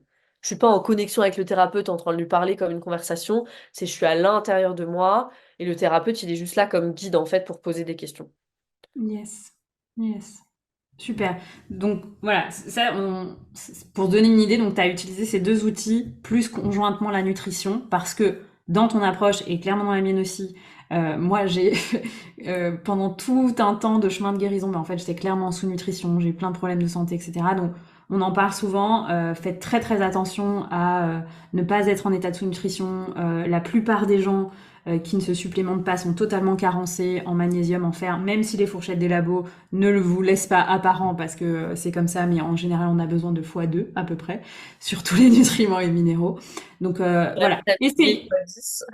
Ouais, voilà, essayez, testez. Qu'est-ce que ça donne si je prends des suppléments pendant un mois ou deux, des suppléments de très bonne qualité? Camille et moi, on travaille avec la marque doTERRA et c'est vraiment ce qu'on recommande parce que c'est aussi notre expérience, hein. Moi, j'ai testé d'autres marques. Mais voilà, ça c'est très très important parce que à un certain niveau, il y aura jamais moins d'anxiété si vous êtes tout le temps en sous-nutrition et carencé. Donc toi, Yes. c'est aussi ce que tu as fait. Et Complètement. ensuite, il y a eu les piliers qui sont conjoints, en fait, j'ai l'impression pour toi, ça a été vraiment le mindset et la relation à l'argent, même si en fait, pour moi, dans ton état d'esprit et là où tu es arrivé en créant ton entreprise en 2019 en tant qu'accompagnante, tu avais déjà un mindset d'entrepreneur hyper avancé. Mais par contre, il y avait besoin de le renforcer et de bosser sur la relation à l'argent. Comment tu as navigué les choses par rapport à ces deux piliers-là? Yes. Et c'est intéressant, là, ce qui me venait à l'esprit aussi, c'est le breathwork, parce qu'on parlait de la nutrition. Une autre façon dont je me suis nourrie, c'était aussi par la respiration, hein. On absorbe des litres et des litres de respiration, on respire beaucoup plus qu'on ne mangera jamais. Et on n'en parle pas. Mais du coup, pour moi, c'est le pont, justement, entre le corps et l'esprit. Donc, j'ai beaucoup, beaucoup respiré en breathwork aussi. Énormément, énormément. Et ça m'a permis de reprogrammer des choses aussi à l'intérieur de moi, si on parle de mindset. Une méthode que j'utilise énormément, c'est Psyche que, auquel je me suis formée c'était 2022, quelque chose comme ça. Ça, c'est une méthode où on vient reprogrammer au niveau subconscient en utilisant le test musculaire. Donc ouais, ça, j'ai énormément utilisé. Puis la relation à l'argent, on a beaucoup bossé aussi toutes les deux, hein. Yes. On a beaucoup bossé toutes les deux. Là-dessus, voilà, ça a été d'aller creuser au niveau de mon transgénérationnel, de prendre conscience de plein de choses dont j'avais absolument pas conscience sur l'argent. Enfin, moi, j'avais aucune conscience que l'argent, ça pouvait être lié à des choses transgénérationnelles, au trauma, à mes croyances. Enfin, pour moi, c'était l'argent et c'était l'argent, tu vois. Il fallait l'économiser et c'est tout. Et il y en avait jamais assez et c'est tout. Ça allait pas plus loin que ça. Ça allait pas plus loin que ça. Mm. Génial. Ok. Et ce qui m'a permis, du coup, de reprogrammer tout ça, bah oui. Sur le volet vraiment reprogrammation, je crois que c'est Breathwork et Psyche énormément. Ouais, Mm. génial. Super. Bah, Psyche, du coup, pour les gens, c'est un outil du coup où on peut reprogrammer par soi-même. Donc, tu as beaucoup utilisé, une fois que tu t'es formé, tu peux le faire 20 fois par jour, quoi, si besoin. N'allez pas, je suis désolée pour tous les praticiens de Psyche, mais n'allez pas faire des séances de Psyche. Enfin, pour moi, franchement, formez-vous en fait. Vous faites les 3 jours de formation et vous êtes complètement autonome. C'est incroyable cette méthode. Mm. Yes. Génial. Super. Et du coup, tu vois, pour aller vraiment dans l'élan, moi, qui m'a fait t'inviter dans le podcast, c'est quel lien tu fais, toi, une fois qu'on a amené aux gens l'approche trauma informée, cette approche du système nerveux, de l'anxiété, c'est quoi le lien pour toi entre le trauma et la relation à l'argent, que ce soit pour les gens qui sont pas du tout en paix avec l'argent, comme certains thérapeutes moi que j'accompagne, où c'est très compliqué pour eux d'envisager de vendre leurs services, de demander de l'argent à quelqu'un, d'augmenter leurs tarifs, etc. Ou peut-être un deuxième temps pour ces personnes qui sont peut-être plus atypiques, mais qui existent aussi sur le marché, à un certain stade d'entrepreneuriat, des gens qui gagnent très très bien leur vie en une très courte période et qui font faillite, entre guillemets, où l'argent disparaît dans les 3 mois qui suivent, quoi. Comment tu vois ça? Quelle explication tu peux donner aux gens qui sont dans ces situations-là? Je vais parler de l'argent là comme une énergie de survie, ok? Comme quelque chose, un médium, quelque chose, un moyen qui nous permet de survivre. Parce qu'aujourd'hui, qu'on soit d'accord ou pas, même si on est dans les hautes sphères de la manifestation et tout, sans argent, c'est quand même difficile de vivre. Je sais que voilà, il y a des gens praniques, machin et tout, mais même ceux qui sont praniques, il faut qu'ils payent leur loyer, ok? Donc ma survie, elle est intimement liée à l'argent. Moi, je le vois depuis ce spectre-là. Ce qu'on sait, c'est que quand il y a trauma, ce qui est perturbé le plus, c'est le sommeil, la reproduction, donc la sexualité, et l'alimentation, qui sont les 3 fonctions qui nous permettent basiques de survivre. Moi, je rajoute l'argent. Ok. Donc le lien, il est déjà là. Le lien, c'est l'énergie de survie. Ensuite, je pense qu'il y a une grande question de la honte. Quand il y a trauma, il y a de la honte. Donc ça vient nous connecter à si on le connecte à une croyance, c'est je ne le mérite pas. Et je pense qu'on la retrouve chez beaucoup d'entrepreneurs, celle-là, Yes. au début en tout cas. Euh, et peut y avoir aussi juste de la honte d'être attaché à l'argent. Ça veut dire que là, si on va dans le transgénérationnel, tu vois, si j'ai toujours, même pas entendu, mais absorbé un truc de il y a nous et il y a eux, tu vois, il y a les gens riches par exemple, puis il y a nous. Moi, c'était ça, énormément, énormément. Tu vois, moi, j'avais ma grand-mère qui disait nous les petites gens, tu vois, ce genre de truc que t'entends comme ça toute ton enfance. Donc il y a un truc il y a une séparation à cet endroit-là. Il y a nous, et puis l'enfant, il faut qu'il reste connecté, hein, il faut qu'on reste dans la tribu, tu vois. Donc il y a moi, je suis là, puis les autres, ils sont là. Et je vais pas là-bas. Parce que si je vais là-bas, je vais être déconnectée d'ici. Et ça, c'est trop dangereux. L'attachement, trumps it all, comme on dit en français. L'attachement gagnera toujours. L'attachement gagnera toujours et l'énergie de survie gagnera toujours. Euh, Si je prends du coup maintenant les personnes qui arrivent pas, si je prends du coup la grille de lecture de l'attachement, les personnes qui arrivent pas à gagner de l'argent, c'est intéressant. On pourrait dire qu'ils ont un attachement évitant vis-à-vis de l'argent. Ok, c'est comme si dans l'attachement évitant, c'est quoi? C'est la connexion, elle est dangereuse. Si je prends la définition de l'attachement évitant, la connexion, elle est dangereuse. Donc comme si la connexion à l'argent, elle serait dangereuse. Et là, c'est difficile d'expliquer de façon générique. Là, chaque personne qui nous écoute doit aller et dire, ah, tiens, ouais, peut-être que ça me parle et il y a quoi comme croyance derrière, tu vois? Est-ce qu'il y a la croyance que moi j'avais de il y a nous et il y a eux? Est-ce qu'il y a une identité, nous les petites gens? Est-ce qu'il y a des croyances du style les personnes qui ont de l'argent, c'est des personnes égoïstes et malsaines, tu vois, j'en sais rien. Les gens changent avec l'argent, tu vois, tous ces trucs, et c'est là où on va dans les croyances après. Moi, je trouve que Psyché, pour l'argent, c'est hyper efficace. Et après, tu m'as parlé des personnes qui sont capables de gagner de l'argent, mais qui repèrent tout très vite. Donc ça, c'est un peu les personnes qui appuie sur le frein et l'accélérateur à la fois. Tu vois? En termes d'attachement, ce serait plutôt l'attachement désorganisé. Donc, je suis capable d'aller dans cette connexion, même carrément, je vais dans la connexion, mais dès que ça devient trop, oulala, là là là, je m'en débarrasse. Oh my god, pas trop. Ok? Ça, c'est intéressant, on peut vraiment faire le parallèle ici avec l'attachement désorganisé. Donc, moi, ça serait comme ça que je le vois. Et c'est peut-être se demander aussi une question qui peut être intéressante, c'est se demander comment l'argent, là, dans ce cas de figure-là, il remplace une personne. Qu'est-ce que ça me donne l'argent? Parce que tu sais, quand on dépense un peu sans compter l'argent, il y a ce truc de combler un vide, ça me donne quoi comme affection, ça me donne quoi comme soutien, ça me donne quoi comme sécurité de voir que je peux dépenser de l'argent sans compter. Intéressant comme piste. Oui, oui, merci. C'est des pistes, il n'y a rien de scientifique là-dessus, tu vois, c'est plus de l'empirisme, hein, là. Oui, oui, oui, c'est Observé avec dans ton les approche, comment systèmes, de tu... ce que j'ai observé dans les systèmes des personnes que je vois, ouais, ouais. Et ce que je vois, c'est que quand les personnes, elles font le travail sur leur système nerveux, elles s'autorisent plus l'entrepreneuriat dont on avait parlé, et elles s'autorisent plus, euh, je vais dire, le risque, parce qu'il y a assez de sécurité à l'intérieur pour prendre des risques mesurés, hein. Les entrepreneurs à succès, ils prennent toujours des risques mesurés, pas des risques démesurés, et elles s'autorisent à recevoir, et donc recevoir aussi de l'argent. Mm. Ouais, je suis d'accord avec toi. Bah, juste avant notre interview, j'ai échangé avec une cliente que j'ai accompagnée et il y a eu beaucoup de libération émotionnelle et beaucoup pour elle de changement. C'était exactement ce que tu disais. Sur elle, dans sa famille, on lui disait en fait, ce qui est important dans la vie, c'est de rester dans la simplicité. Donc, on culpabilisait un peu le fait de gagner de l'argent. Et du coup, ben, elle venait de lancer son activité entrepreneuriale, mais elle avait pas vraiment besoin d'argent dans le sens où elle avait une sécurité financière par ailleurs de par son conjoint, tu vois. Mais qu'en plus, bah du coup, si c'était mal de gagner de l'argent, en fait, elle était à un panier, à un palier où en fait, elle gagnait très peu d'argent, tu vois. Elle pouvait pas être autonome.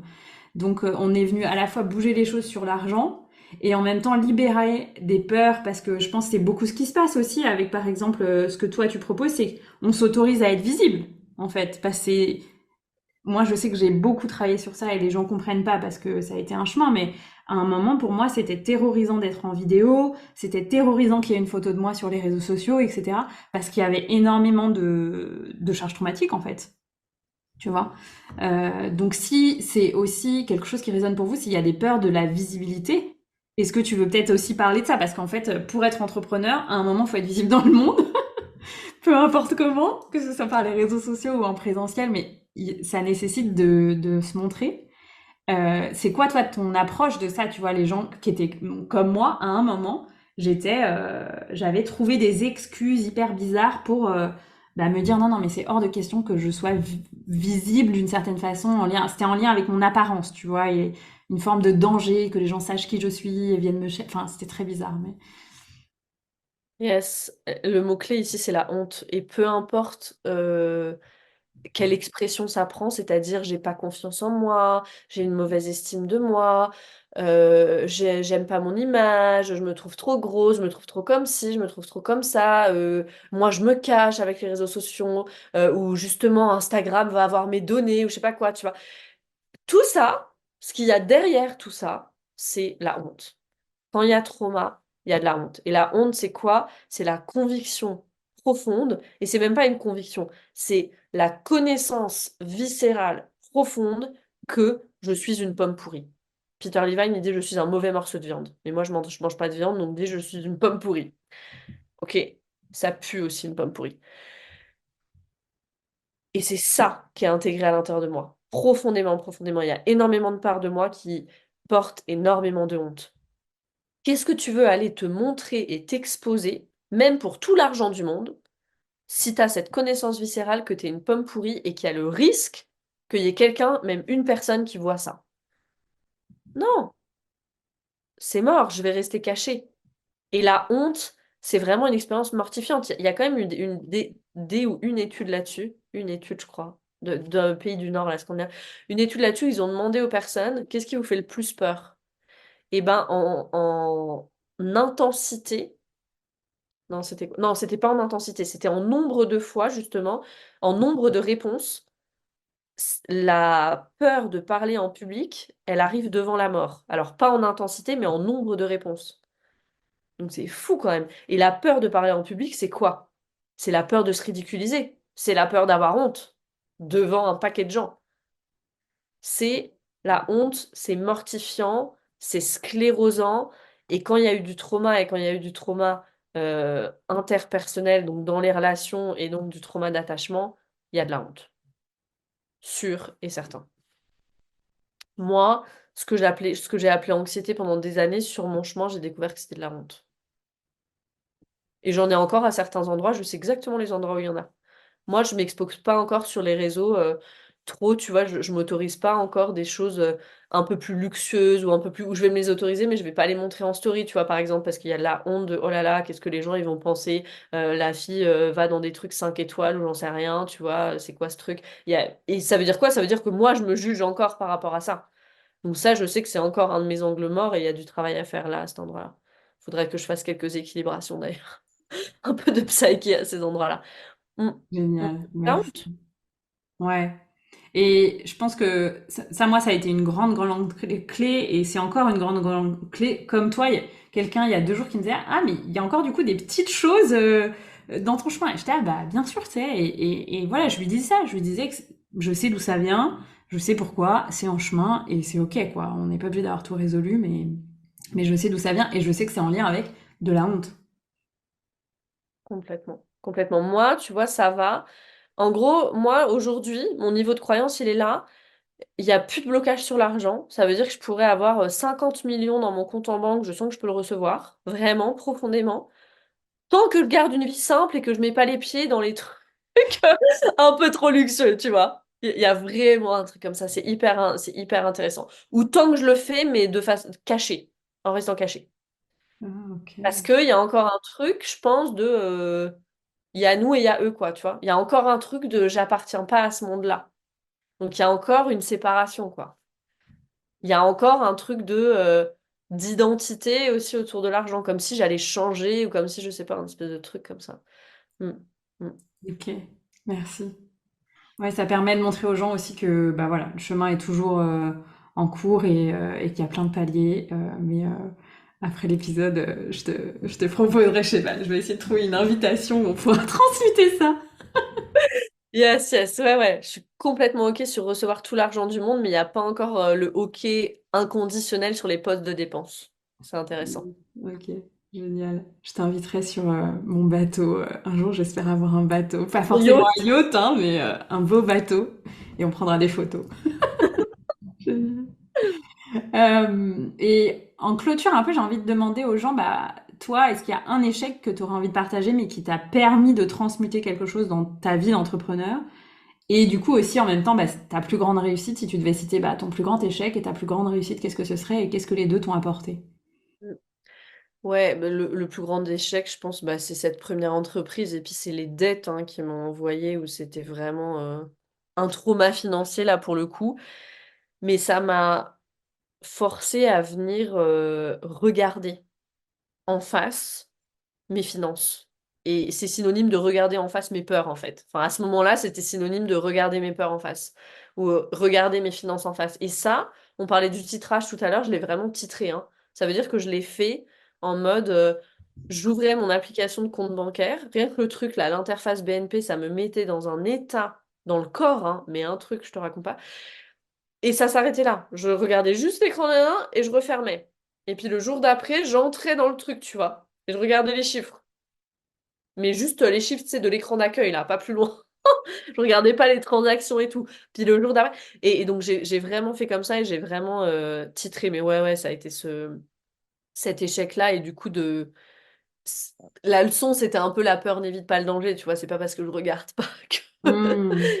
que, comment on dit, c'est ce wishful thinking, là. On dit ça en anglais. Comment ce qu'on dit en français? J'espère que tout va bien aller, mais surtout, je garde mon attachement évitant vis-à-vis de ça, quoi. Yes. Oui, Euh, ça t'a appris du coup à mettre le nez dans les chiffres dans une entreprise. Ouais, exactement, exactement. Mettre le nez dans les fichiers, puis commencer à aimer ça. Et Hmm. tu me demandais, je crois que tu me demandais quelques pistes ou les conseils, un truc comme ça. Oui, J'avais mis faire de réseau, tu vois. Parce que ça a été tellement un accélérateur pour moi.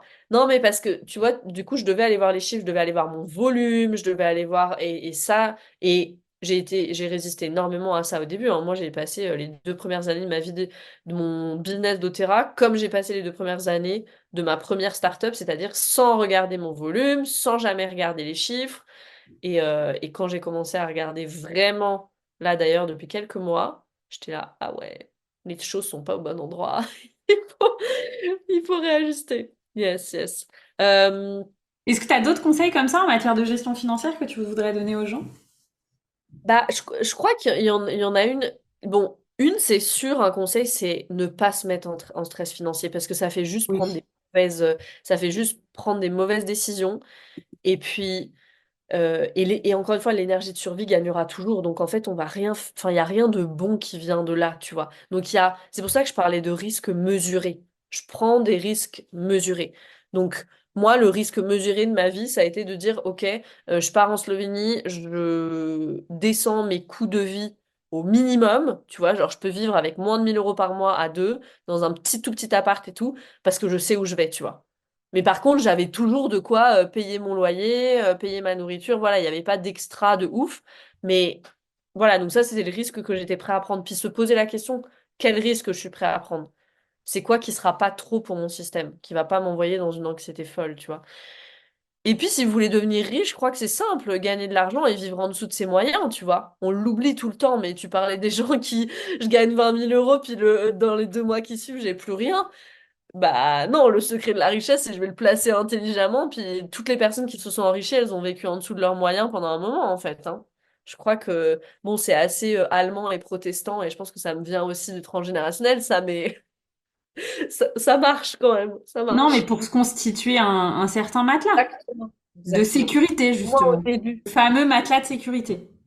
Exactement, exactement. Que toi et moi, par exemple, on construit bah, grâce à nos activités d'Outera, où tous les mois, il y a des chiffres à au moins 4 chiffres qui tombent sur notre compte bancaire.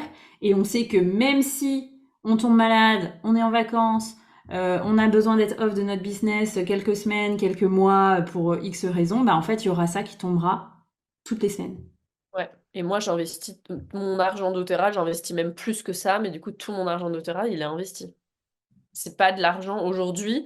C'est génial parce que je peux me le permettre parce que j'ai une deuxième activité. C'est pas de l'argent que je dépense. C'est vraiment de l'argent qui va à mon avenir, en fait. Mm. Génial, génial, Ouais. super. Et Et du coup, si tu devais parler de ta plus grande réussite, qu'est-ce que ce ma, serait? ma plus grande réussite. Ma plus grande réussite, je crois, parce que ça a été un choix hyper difficile, c'est le moment où j'ai décidé de me focuser sur un programme. Avec Arise. Il y a plein d'autres réussites dont je pourrais parler aussi dans doTERRA, peut-être que j'en cite une doTERRA, mais et puis ce truc de je suis là pour rester, Yes. qui implique plein de choses, hein. Parce que je suis là pour rester, ça implique une éthique à toute épreuve, ça implique de faire les choses peut-être plus lentement, mais de décider de faire les choses bien. Et ça, c'était le nombre de disputes avec mon mari, avec Mathilde sur ça, parce que moi, j'étais vraiment énormément en startup mode. Tu vois, le mode startup, c'est better done than perfect. C'est on fait, on verra plus tard. Pas de détails, pas de détails. Donc là, ça a été un réapprentissage de non, ok, je suis là pour rester. Donc est-ce que dans 10 ans, je vais être fière de ce programme si je fais les choses comme ça? Ok, non, j'ai besoin de ralentir un peu, j'ai besoin de faire les choses bien là. Ça implique de me former en continu. Et ça, je veux dire que ça implique aussi beaucoup de ressources. Là, je regardais mes formations pour cette année. Mathilde, il me dit, ce serait bien, je pense que tu fasses un petit budget là-dessus. Parce que, voilà, c'est beaucoup de temps à passer dans les formations, c'est beaucoup de ressources. Mais si je suis là pour rester, pour moi, ça fait partie du package, en fait. C'est cette décision de, je suis là pour rester. Ça Mm. implique d'écouter les feedbacks, de se remettre en question, ça implique, si on parle aussi de l'argent puis de l'entrepreneuriat au niveau plus général, de vraiment créer une harmonie, tu vois, quelque chose qui est durable en fait, créer une harmonie avec la vie de famille, avec la vie personnelle, sinon ça, ouais, au risque de vraiment créer du ressentiment, puis j'en ai créé à plein de moments dans mon activité, du ressentiment, de genre les gens me prennent mon temps et tout, alors que c'est juste moi qui posais pas les limites en disant maintenant j'arrête de travailler et j'ouvre plus mon agenda, quoi. Mais ça, c'est pas facile aussi. Mm. Génial, merci beaucoup. Ouais, je pense que bah, moi, ça fait toujours partie de ce que je dis aux gens, hein, c'est que c'est pas un sprint, c'est vraiment, vraiment le plus important quand on fait ça bah, comme une vocation, comme toi et moi, comme je pense la plupart des gens qui nous écoutent, c'est qu'on voudra encore être là dans 10 ans, dans 20 ans, peut-être un peu différemment sous la forme, mais on sera toujours là pour accompagner l'humain. Et en effet, ça change tout en termes de décision entrepreneuriale, en termes de décision humaine, en termes de décision de ce qu'on veut pour soi, ça change la vision en fait. Ça change toute la vision. Et au quotidien, ça change aussi, bah, du coup, qu'est-ce qu'on fait. Donc, merci pour ça. Génial. Bon, j'ai pas fait de poser exactement toutes les questions, mais presque toutes les questions que j'avais prévues. Est-ce que, peut-être la dernière question, si tu devais tout recommencer avec ton business actuel? Est-ce qu'il y a une chose que tu changerais ou alors tu changerais rien? Je laisserais. Il serait super content d'entendre ça, mon mari, mais c'est bien, il comprend pas le français. Je le laisserais. J'écouterais ses conseils un petit peu plus tôt, puis je le laisserais me soutenir aussi un peu plus tôt, parce que moi, j'avais beaucoup le syndrome du cavalier seul. Beaucoup, beaucoup. Mm. Ça vaut pour Mathilde, ça vaut pour mon équipe d'Otera aussi. Je me serais laissé soutenir, enfin, être soutenue un peu plus et un peu plus tôt. Le reste, voilà. Après, peut-être une autre chose, c'est que j'intégrerais plus de repos.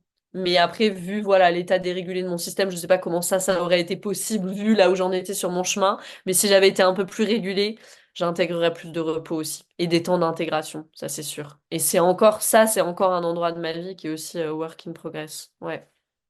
Mm. Génial, merci beaucoup. Pour le reste, rien d'autre parce que je me suis retournée sur mon année là, puis j'ai vraiment vu qu'en fait j'étais hors zone de confort tout le temps, donc je crois que j'ai vraiment donné mon max et ouais, et je crois que je suis fière de moi en somatique et Yes. sculpting où on recule un peu les épaules et on prend le temps de sentir cette fierté saine. Mm. Ouais, bah moi aussi, hein, je pense que beaucoup de gens sont fiers de toi, ne serait-ce que parce que aussi euh, toute ton activité, ça change, ça a beaucoup d'impact sur beaucoup de gens. Donc que ce soit tes clients ou les auditeurs du podcast, etc. D'ailleurs, je mettrai le lien du podcast, je pense, dans les notes de l'épisode, mais aussi peut-être, voilà, je sais pas si tu as une invitation spécifique, un endroit où tu veux que les gens te retrouvent. Non, ça va bien sur Instagram. Retrouvez-moi sur Yes. Instagram, c'est très bien. C'est vraiment la plateforme où je partage un max. Et puis écoutez le podcast, ouais. Yes, parfait. Bon, bah génial. Eh ben, merci beaucoup Camille. Sachez aussi que si cet épisode vous a plu sur la sécurité financière, Camille et moi, on intègre régulièrement des gens qu'on forme dans nos équipes d'Otera. Donc si c'est quelque chose qui peut vous appeler en termes de santé naturelle, parce que c'est vraiment ce dont on parle, ben, je mettrai aussi un lien dans les notes de l'épisode. Vous pouvez contacter Camille ou me contacter moi. Et puis, on vous souhaite de bien intégrer ce podcast, justement, de prendre un temps de transition à la fin de cet épisode, de vous demander ce que vous avez envie de garder, peut-être 3 choses précieuses que vous avez envie de garder.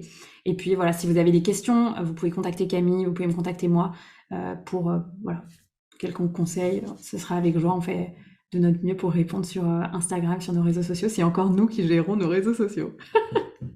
Super, bah merci beaucoup Camille. Et puis bah, à très bientôt pour un prochain épisode. Bye. Merci. Un grand merci pour ton écoute de cet épisode. Je t'invite à noter le podcast sur ta plateforme de podcast préférée, laisser un commentaire, mettre un pouce en fonction de là où tu écoutes ce podcast et à le partager autour de toi. Ça me permet de vraiment recevoir l'énergie partagée dans le cadre de ce format qui est offert. Et si tu souhaites aller plus loin, je t'invite à tout simplement t'inscrire à la liste d'attente pour rejoindre The Shamanic Business Academy qui est dans les notes de l'épisode, pour être informé de façon privilégiée de l'ouverture des places pour la prochaine cohorte de ce programme pour entrepreneurs déjà lancés ou en lancement qui souhaitent créer des fondations solides pour un business durable, audacieux et prospère. Je vous dis à très bientôt pour un prochain épisode.